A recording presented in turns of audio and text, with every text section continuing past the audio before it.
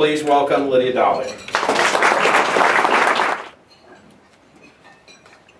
How many of you like to play charades? Now imagine playing charades with someone who never guesses the right answer. Isn't that frustrating? Imagine you have to play this all day, every day of your life. This is what my life is like. I am 17 years old. And no, I am not driving yet. You can thank my parents for that. I have a condition called Cerebral Palsy. Don't worry, it's not contagious. I don't know how many of you have ever heard a speech given by a computer device before. It can be a little challenging as an audience. You have to listen closely, because I cannot repeat myself without repeating my whole speech when you laugh. And believe me, you will. I have no way to make my device pause until it quiets down before I start again. I am sorry, but this is my voice.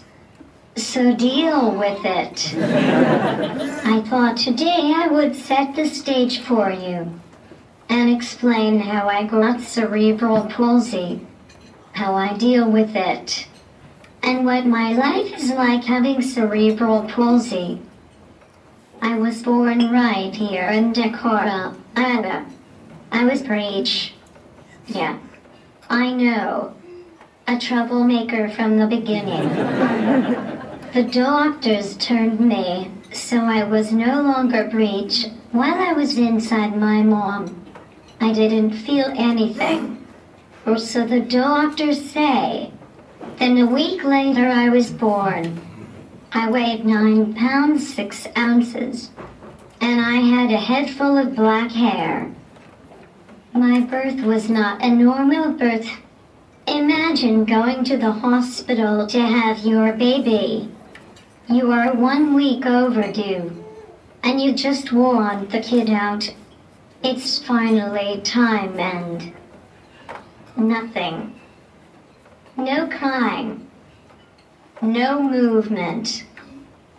Then all of a sudden you are told the umbilical cord is around your baby's neck. Not once, but twice. Then the room fills up with people rushing everywhere. You see your baby laying lifeless, surrounded by all kinds of people and equipment. Then the nurse starts to explain what is going on. Your baby isn't breathing. They are trying to resuscitate her. You start to pray. Lord, please let my baby breathe. Then finally, someone says she's breathing. That's how I got cerebral palsy. During that time while I wasn't breathing, while I was dead, parts of my brain were not getting oxygen. So now you can tell people you met a dead person because of the lack of oxygen. Then parts of my brain were damaged. Lucky for you, the part of my brain that controls my sense of humor was not damaged. Lucky for me, that part of my brain that controls my cognitive ability was not damaged. So I can learn and do things most people would never imagine I could do. My parents learned how strong I was before I was even 1 day old. Since I had a hard birth, I had to be transferred to a bigger hospital in Rochester, Minnesota. So a special care team came from Rochester to get me in their ambulance. My grandparents brought my brother down to see me before I left. Well, when my grandparents were on their way home, they came across my ambulance pulled over on the side of the road, saw my grandma, who is 100% Irish, pulled over her car and got out and went up to my ambulance and pounded on the door. Well, I am sure the ambulance guys thought, why is this crazy lady knocking on our door? Well, they were about to find out how an Irish grandma acts when she is worked up. I asked her what she wanted. She said, that is my granddaughter in there, and what are you doing to her? Here I had pulled out my breathing tubes, and for safety reasons they have to pull over to reinsert the tubes. Well, my parents found out later. The ambulance had to make 3 more stops on the way to the hospital. I guess I was advocating from the beginning, as I didn't need those breathing tubes. Cerebral palsy is not progressive. It also is not curable. People with cerebral palsy will have it all their life. But with a supportive family, therapy, educational opportunities, and assistive technology, people with cerebral palsy lead productive lives. I have grown up on a farm with my parents and my elder brother, Zachary. For someone with cerebral palsy, this can be a challenge because things like unexpected noises and quick-moving objects can startle you very easily. Well, my brother helped cure me of that at a young age. Zach used to put me on my hands and knees and put a football a few feet away from me. Then he'd yell, "Hut, hut," and for some odd reason, I dove as hard as I could to get the ball before him. He was doing therapy and he didn't even know it. He was always wrestling me around and dragging me outside to play in the sandbox or ride a horse. He treated me like a sibling should treat another sibling. He also taught my parents that I wasn't breakable. Lucky for me, my parents always listened to their gut feelings and didn't accept words like, "It's not possible" or "she can't." My parents always gave me the chance to try and figure out what I was capable of on my own. But they always expected me to give 100%. I have had intensive physical therapy all of my life, since I was 8 months old. When my dad would come to therapy and hear me crying, he would ask my therapist, Lori, if she was supposed to be doing that. Of course, I agreed with my dad. I was tactile defensive, so my skin didn't like being touched. And it would make me cry, even to be hugged or kissed. So my therapist, Lori, taught my parents a torture technique to help me get over that. So they would brush my skin with a nail brush. No, not a brush made of nails. A brush for your fingernails. Can you really blame me for crying? But I do have to thank my therapist now for what they did. They helped me get where I am today. When I was 18 months old, the doctor told my parents they were being too aggressive with me. He said they needed to accept that I was disabled and that they should consider putting me in an institution. He said it would make life easier for me and for them. Well, my dad picked me up and walked out without ever looking back. My mom told him she felt sorry for him because as a doctor he couldn't see the potential in a patient. I started preschool when I was 3 years old. I had to learn to read at an early age so I could let people know what I needed and what I was thinking. Believe me, I had a lot of thoughts I wanted to get out. despite my parents thinking some of my thoughts should stay thoughts. My preschool teacher told my parents, there is something in this girl's head, and it is called brains. She encouraged my parents to mainstream my education. I have had to learn to communicate in non-traditional ways in order to be in the regular classrooms, and to make friends, and to just get along in life. My parents taught me if I want to be independent in this world, I would have to advocate for myself. So I did what I had to in order to let people know what I was trying to say.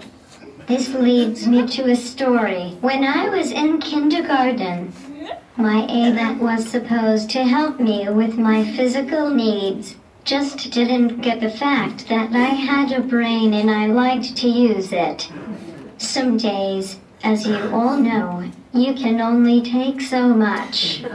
So to get her attention and make her listen to me, I kicked her. Well, to make a long story short, kindergarten was my first trip to the principal's office. Lucky for me, the principal appreciated my strength in self-advocacy, and he ended up apologizing to me for my aide's ignorance. Let's just say this incident led me to getting a new aide, and she has been with me ever since. Early on, most people around me realized my disability didn't have to limit me. Except, for example, people at Walmart. People would ask my mom a question like, is this what color she wants? Well, my mom would say, I don't know, ask her. Then she would turn to me and I would answer with my device or spell it out. That was one way my mom would let people know I was capable of speaking for myself, even if it took 10 minutes to get the answer out. Everyone is capable if you believe in them. I once had an educator tell me I could just observe in the classroom and I didn't have to do the work. I didn't like that idea. So I knew I had to figure out how to get my voice out. One day I found on the internet an assistive communication device that I thought would be so much faster than the device I had.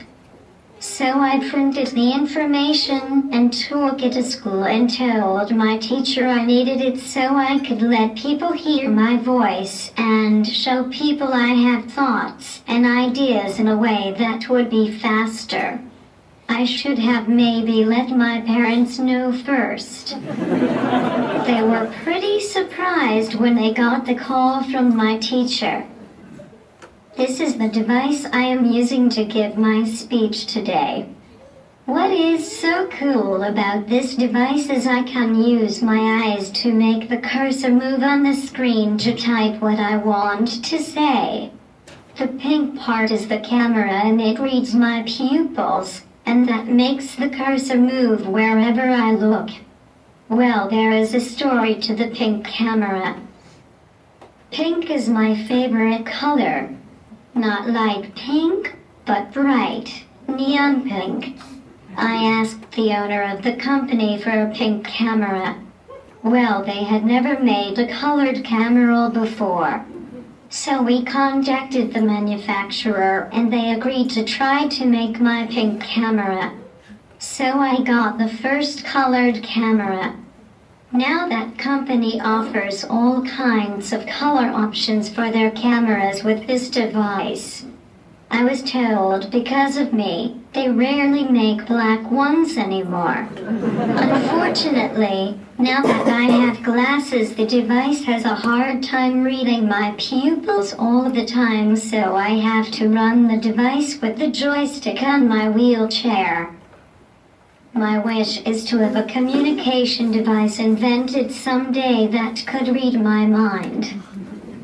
My parents aren't sold on that idea yet. My parents are always looking for ways to help me be independent. So when I was 4 years old, my mom took me to Poland for extensive physical therapy. I had extensive daily suit therapy for 6 hours a day. It is a suit the cosmonauts used from Russia when they were in space. It has bungee cords attached to it that use resistance on your muscles and make them do things you cannot. We stayed for 1 month. After that month, I could stand up against the wall all by myself. I could walk. We also took my physical therapist Lisa from Euro team with us for 1 week. Now, because of my parents, my therapist, and my efforts, people can benefit from that therapy here in Decorah, Iowa, without having to go all the way to Poland. I have spoke at a lot of colleges in order to show people that there are ways to make yourself heard and to advocate for people with disabilities. I have met with Congressman Tom Latham to lobby for local medical equipment suppliers. I spoke with Senator Harkin at Hawkeye Community College at their Disability Awareness event. I also spoke at the Iowa State Speech Pathology Convention, and I was asked to speak at Omaha, Nebraska as a representative of Talk to Me Technologies Company. I have went to state high school individual speech competition for 2 years in a row, and this past year I was chosen to go on to all-state competition. I also went to state in large group competition, and my group was chosen to go on to all-state. I represented Decorah High School in the Pioneer Presidential Volunteer Competition, and I was chosen to win the award for the state of Iowa. I am also the girls' varsity tennis team manager. I also belong to 4-H, and I have shown goats, sheep, horses, and my yellow lab dog. My dad made special show halters for me so I could show my animals at the fair. I have won numerous trophies doing this. Can you tell I love competition? So you see, if my parents had listened to the doctor that day, instead of believing in their child who has cerebral palsy, then I wouldn't be here in front of you to prove to the world that a disability doesn't define who a person is. If given the right opportunities, the right tools, people with disabilities can offer so much to society. People believing in me, despite my disability, give me the inspiration to believe there is nothing I cannot do. My goal is to attend college at Whitewater, Wisconsin, which is 4 hours away from here. Yes, my parents are freaking out. I would love to be a lobbyist in Washington, D.C. I want to try to make a difference in the government so that I can make an impact for people with disabilities. Making my voice heard is only one part of being free from a body that is trapped by cerebral palsy. My wheelchair doesn't define me. Having cerebral palsy means I have to do things differently. Not that I cannot do things. I just want to say Chris Norton is an inspiration to me. He has fought his own battles and persevered. He got the exercise bike at the hospital that I used for therapy. He is in college and a great resource for me. I want to thank Chris for all that he has done to help people in our community. I hope you all will take time in your everyday life to realize that everyone is capable, that everyone has a voice and thoughts and ideas that just might surprise you. Thank you for taking the time to support Seekin Foundation and hear my story today.